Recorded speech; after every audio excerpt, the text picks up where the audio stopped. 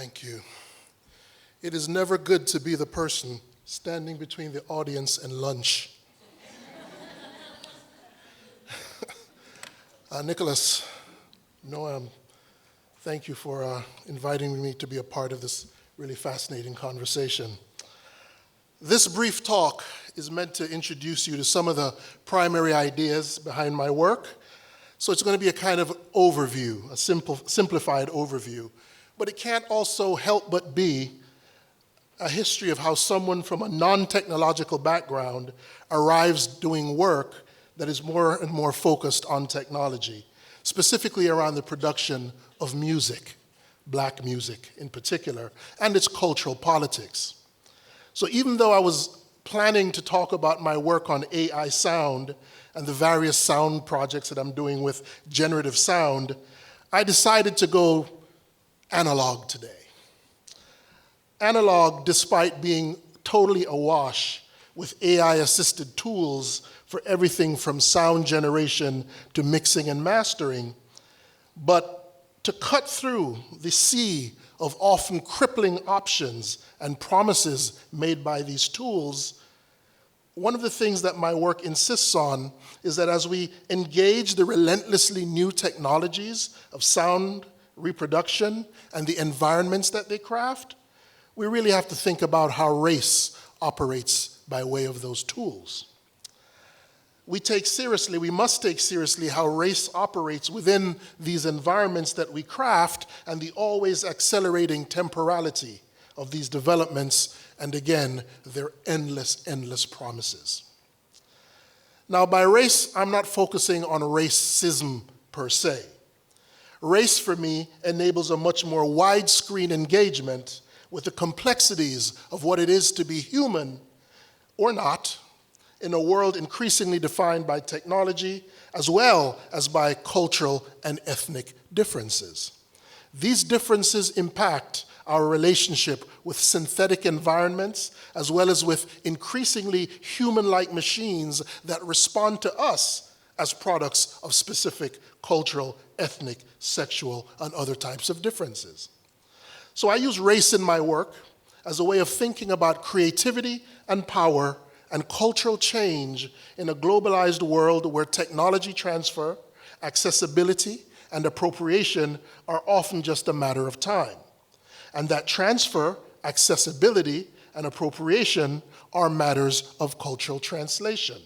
And that cultural translation is ultimately a matter of the various modalities of human being. These various issues infect and inform the work we produce as artists and scholars and programmers and coders. And so race, for me, is meant to include modalities of being and different types of listening that are informed by cultural and ethnicity. So black sound making and black attention to the construction of sound environments and soundscapes specific to their own listening, this, I think, tells us a great deal about how human beings interact with artificial environments and make meaning with or within them. So again, at the risk of sounding too vintage in a conversation about advanced computing and machine learning, it's actually my work with AI sound that returns me to the analog-digital split. That split narrates how specifically black people entered the digital realm in the first place, and what enables them to engage our increasingly AI-driven sound tools. Again, I'm interested in how people who are not intended for access to this technology engage it, embrace it, and make sense of it, and make meaning within it. So, to return to the shift from one mode of sonic reproduction to another, is to understand how it impacted also racial thinking and orientations to culture by way of sound. These groups that I'm focused on are groups that had limited access to advanced technologies, but nonetheless have had a privileged relationship to sound making, and therefore have been innovative with these technologies. My work insists that we acknowledge that the development of, for example, black music in the 20th and 21st centuries should be seen as less about music and performance than, in fact, about production, engineering, and design. The work focuses on how marginal, non-technological communities appropriate and reimagine technology by way of sound in ways that continue to generate outsized impact. Sound is in fact the nexus where race and technology come together in the African world. And to understand the role or place of advanced computing in that world requires a focus on how its sonic practices have had material, cultural, and political effects. Black sound designers and producers have long argued and assumed that they were not just making songs, rhythms, and melodies and beats, but were in fact crafting sound worlds that expressed and emerged from specific cultural and racial experiences and hopefully addressed specific political concerns. So giving race or ethnicity sonic qualities by way of available technologies was an attempt, of course, to reject some of these older stereotypes that had existed in available musical forms from the era of colonial field recording through the explosion of what would be called race records. This is what they called black recorded sound early in the 20th century, generally 78 RPM phonographs from the 20s to the 1940s. From then, all the way up to when blacks began to have more direct control over the production process rather than serve as simply musical tools. Once black artists had more control over the process of recording, what you heard from race records, gospel blues, all the way up to the current moment were songs, rhythms, melodies, and beats set within spatial arrangements that for quite a few was supposed to represent cultural history, racial memory, or political aspirations.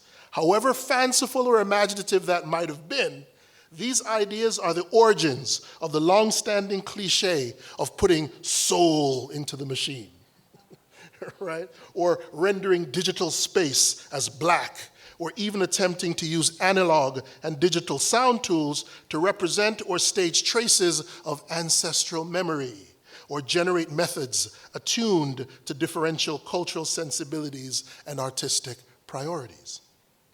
Yes, many of these attempts to racialize machines via sound are ideological projection and at times romantic fantasy. Even so, they convey a sense of how important it is for technology to enable sound to mean something beyond the music itself, and for culture and history to govern that space beyond the music.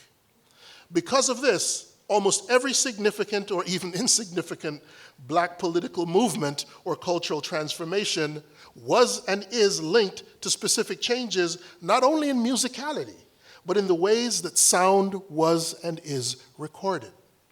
For example, to call something radical or militant in the sound world of the 1960s Black America was as much about using analog tape saturation as it was about reading mousy tongue. And to call something authentically roots or African in 70s Jamaican sound design was as much about the Roland Space Echo or Mutron biphaser as it was about political leader Marcus Garvey.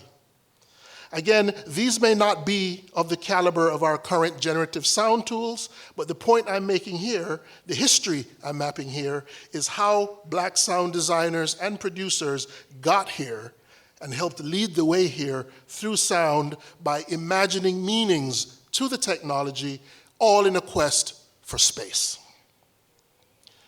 More importantly for our contemporary ideological moment is the fact that these attempts to give cultural character to technology would lead the way to intellectual movements still available to us: Afrofuturism, Latinx futurism, queer futurism, cyborg feminism, and various identitarian technocultures.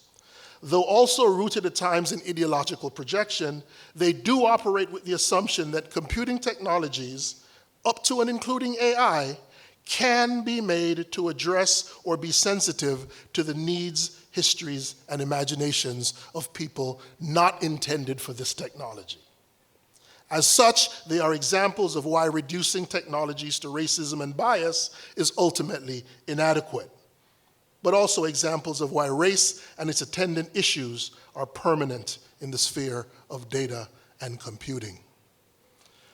Now, to historicize the analog-digital split, I'm talking about a period from the 1950s, the split itself, which includes the civil rights movement in America that occurred in tandem with decolonization in the Black diaspora and other parts of the world, and what was called cybernation in the wake of cybernetics and on the cusp of naming artificial intelligence. From this period in the 50s, we move through the emergence of digitization in the 1970s and 80s, which comes right after the Black Power movement and the emergence of Black American and post-colonial political classes, all of whom embrace technology for various ideological purposes. But these were harshly political times, and there was a tremendous priority placed on radicalizing sound by way of performance and recording.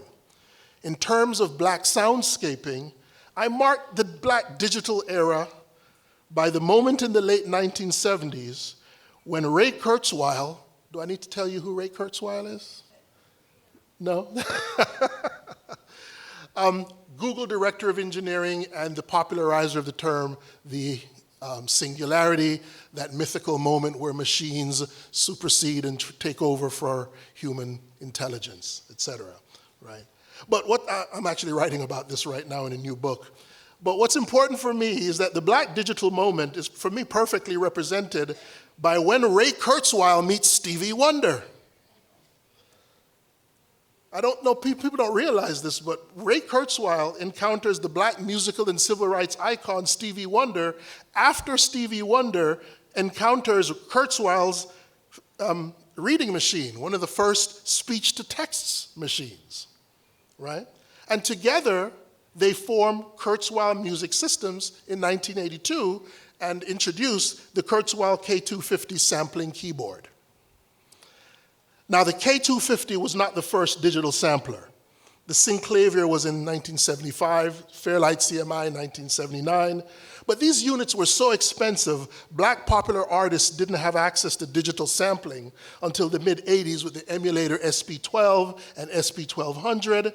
But Stevie Wonder was a unique music figure in that he'd achieved the kind of success where he could command the kind of resources to buy one alongside white pop acts like Peter Gabriel and Duran Duran, and I think Kate Bush had access to an early one, right? But Stevie Wonder and Herbie Hancock purchased their own in 1980, and that's just really important, right? The Kurzweil-Stevie Wonder collaboration, for me, conveniently, poetically marks that post-analog, post-civil rights moment where for Black producers, digital space becomes prime real estate. A space necessary to claim and transform in whatever ways they could.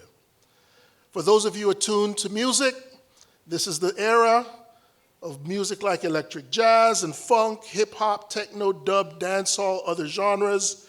Without the innovations in those genres by people with no formal access to this knowledge, the tools we have and are talking about today wouldn't be quite what they are. So how race deliberately enters the soundscape in this period, or how it's imagined in it, that remains my great interest. Few examples. It's no accident that in the 60s and 70s we start to see, it happened before, but really we start to see in huge numbers, science fiction, future-oriented album covers emerge all over the African diaspora. This might seem innocuous, but it's important to note that it occurs primarily in the United States and the Caribbean, where Blacks had some more immediate proximity to the new technologies. There's some in Africa on the continent, but those are few. But it was always the case that those images, titles, and themes were a way of announcing that synthesizers were present, right? Or independent studios were available. Right? Usually represented by images of sort of ghettofied spaceships or laboratories, right? But these things were more available to these artists and these soundscapers.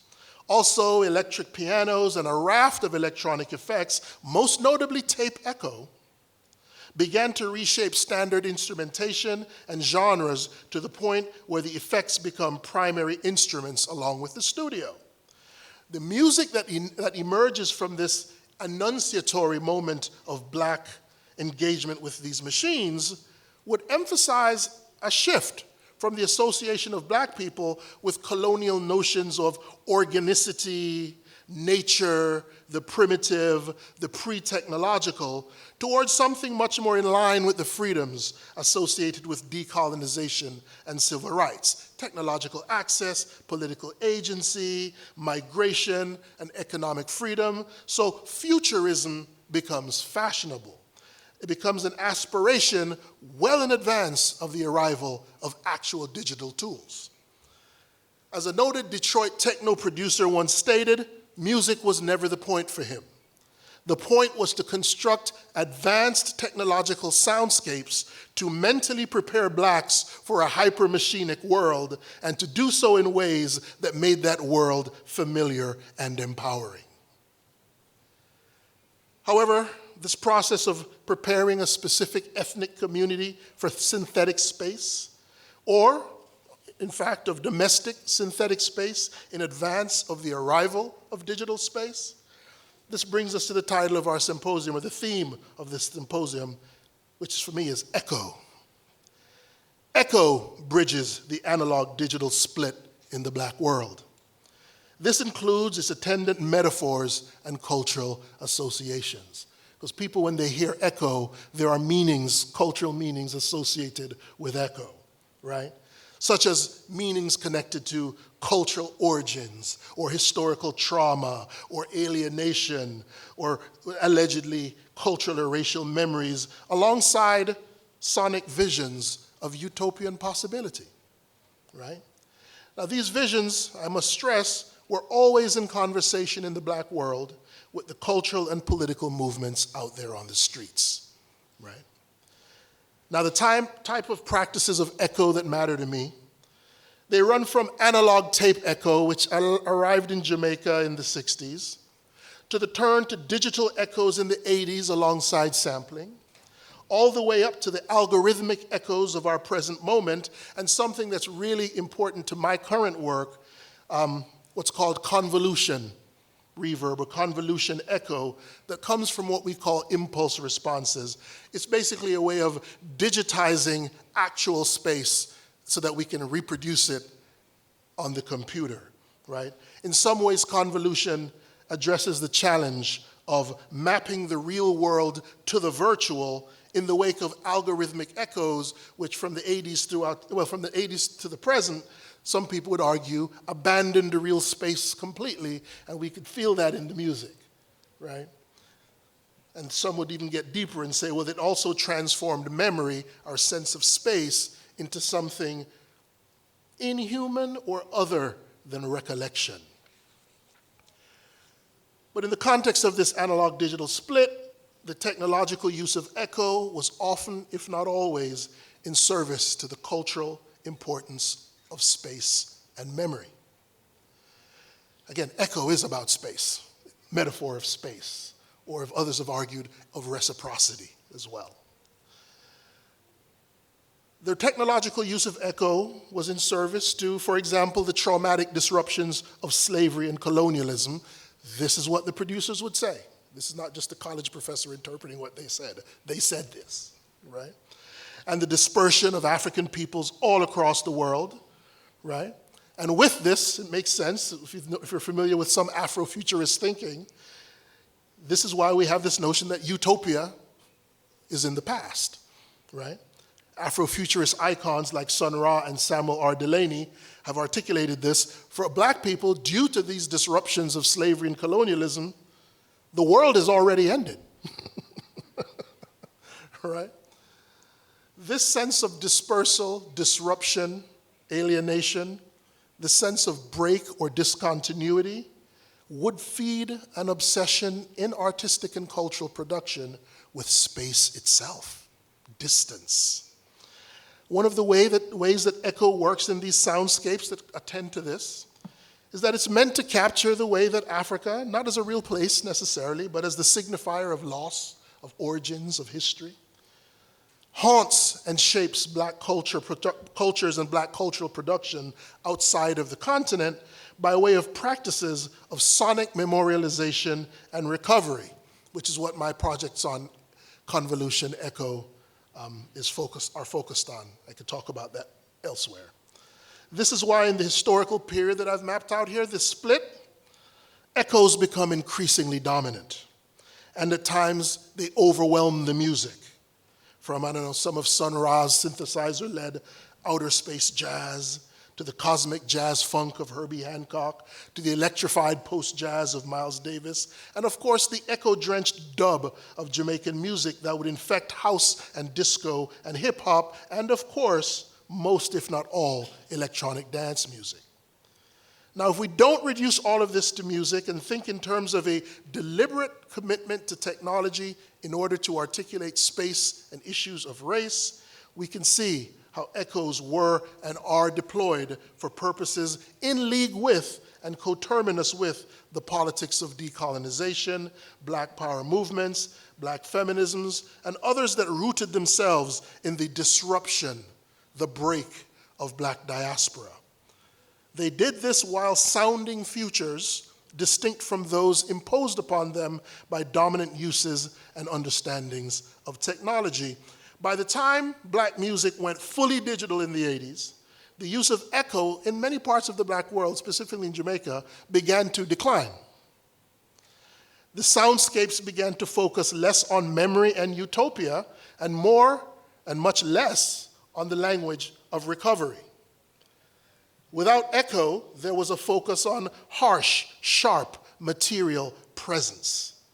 This is when older Jamaicans start complaining that the language of roots and reality, describing essentially analog processes, and the nostalgia that they helped generate, right, gave way to a different vision of the future, a different vision of space and sound and race. This is because, in short, analog recording served the politics of decolonization, Black power, and Pan-Africanism, all of which featured a nationalist politics rooted in the recovery of Black identities, Black origins, and notions of racial authenticity, things that existed before the diaspora.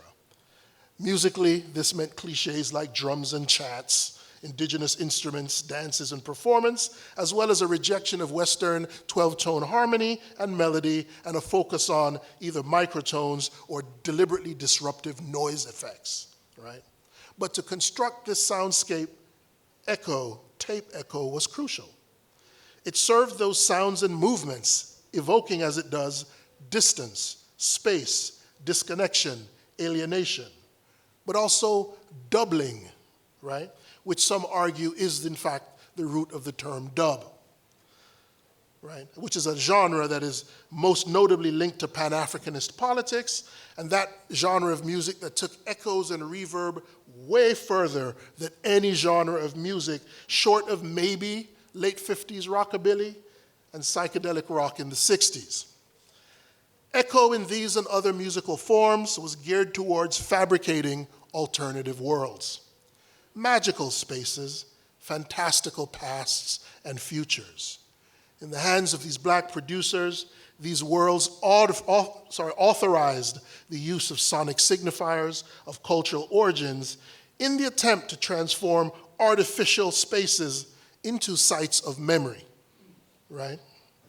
These spaces, rich with duplication and seemingly endless geographies, and I'm talking about echo, this is pre-digital, right? If you know anything about echo and dub and producing this kind of music and sounds, you just sit for hours listening to echoes just sort of go on and on and on and on and see what that suggests, right? Self-replicating, endless geographies, going away and returning, right? Now imagine ritualizing that by way of towers of largely homemade speakers with powerful bass and shimmering tops, drawing your body and your imagination into a world and a space that can only be described as virtual.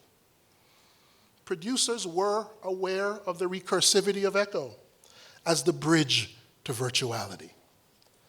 For example, in Jamaica, most official and informal histories mark the beginning of the digital era with the arrival of the Casio-tone MT40 electronic keyboard, which had a preset created by the Japanese developer Okuda Hiroko that Jamaicans called Slang Tang, because of the first hit using that preset called Under Me Slang Tang. This was 1984-85. The impact of that preset and the soundscapes it normalized and commercialized simply cannot be overstated. But again, this era had been announced by way of echo and reverb-drenched soundscapes that had been described as futuristic computer music way before this, right? Digital sounds began to herald utopias distinct from those older visions shaped by old black politics, the anti-colonialism of analog and tape echo. This is when echoes in the digital era begin to appear less and less in the soundscapes, right? They began to focus more on hard, crisp sounds, a metaphysics of immediacy and presence, not loss or absence or disruption, right? The older listeners would say that's when the music became less about history and more about sex, bodies, violence, materiality. Those are arguments I'm not going to honor here, but just map out that they exist. But it's interesting, as I close, to think about what it means for a marginal group to appropriate technology to construct sonic representations of its past, but then to seemingly abandon those traces as they begin to inhabit a virtual world, complete with new economic, social, sexual, and racial relationships. When I began writing the history of black echoes and black uses of technology years ago, it did seem to me that the break that was diaspora became secondary to other newer breaks. These latter breaks were due to new migrations, new identities, which were connected to new communication technologies and people trying to represent them with the new technology. How does it sound now to be black and to be migrant and to be in a new sense of possibility or impossibility, right?